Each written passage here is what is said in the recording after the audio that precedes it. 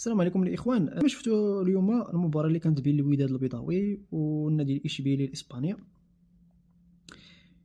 صراحه شفنا كاين الاداء، شفنا شي حوايج ايجابيين في هذه المباراه هذه، والمدرب يعني رجع الثقه لبعض اللاعبين وطاق الروح رجعت للفريق.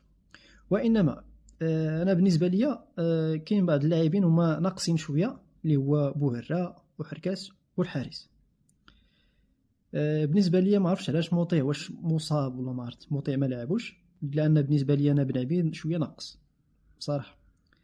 ما عليناش، هي وديه، ولكن غتمشي لكاس العالم وانت عارف يعني الامكانيات اللي عندك، ولكن بهذه الطريقه هاد الاخطاء هادو بحال الثقه غادي تمشي للاعبين، يعني شويه اللاعبين انت لعبتي مع اشبيليا ولا غتلعب مع السيتي ولا اليوفي، يعني ماشي هي اشبيليا.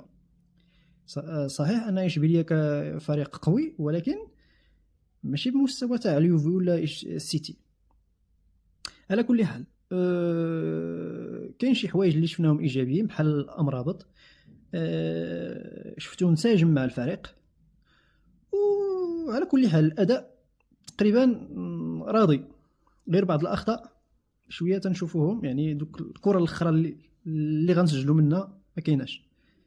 يعني المهم على كل حال كنتمنى الوداد البيضاوي يمشي بواحد الدافع اللي قوي ويمشي لكاس العالم، يدير واحد النتيجه ايجابيه. حنا كلنا مغاربه كنشجعوا اي فريق من البطوله الوطنيه، لانه كيشرف المغرب وكيلعب تحت بالرايه ديال المغرب.